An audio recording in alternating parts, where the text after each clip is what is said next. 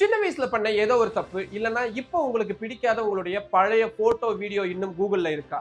அதை நீக்க முடியாம ஐயோ நம்ம மானமே போகுதுன்னு கவலைப்படுறீங்களா? உங்களுக்கு ஒரு சூப்பரான சட்டம் இருக்கு. அதுதான் ரைட் டு பி ஃபர்கட்டன்.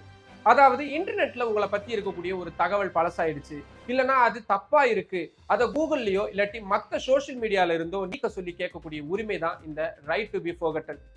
நம்ம ஊர் கோர்ட்டுகளே இத பத்தி நிறைய தீர்ப்ப தெள்ளத் தெளிவா சொல்லியிருக்காங்க. குறிப்பா ஒரு கேஸ்ல சம்பந்தமே இல்லாம உங்க பேர் மாட்டுனாலோ, இல்லாட்டி உங்களுடைய பெர்சனல் போட்டோஸ யாராவது எடுத்து தப்பா யூஸ் பண்ணியிருந்தாலோ, நீங்க கூகுள் கிட்ட கம்ப்ளைண்ட் பண்ணி அத சர்ச் ரிசல்ட்ல இருந்து தூக்க முடியும். ஆனா ஒரே ஒரு சின்ன விஷயம், இது பொதுநலன் சார்ந்த விஷயமா இருக்கணும். உதாரணத்துக்கு நீங்க ஒரு பெரிய தப்பு பண்ண குற்றவாளியா இருந்தீங்க அப்படின்னா நிச்சயமா உங்களுடைய போட்டோ இல்லாட்டி உங்களுடைய டீடைல்ஸ் மாத்தப்படாது. ஆனா உங்களுடைய தனிப்பட்ட சுதந்திரத்துக்கு அதாவது பிரைவசிக்கு பாதிப்பு அப்படின்னா நீங்க கண்டிப்பா சட்டப்படி இத கேட்கலாம்.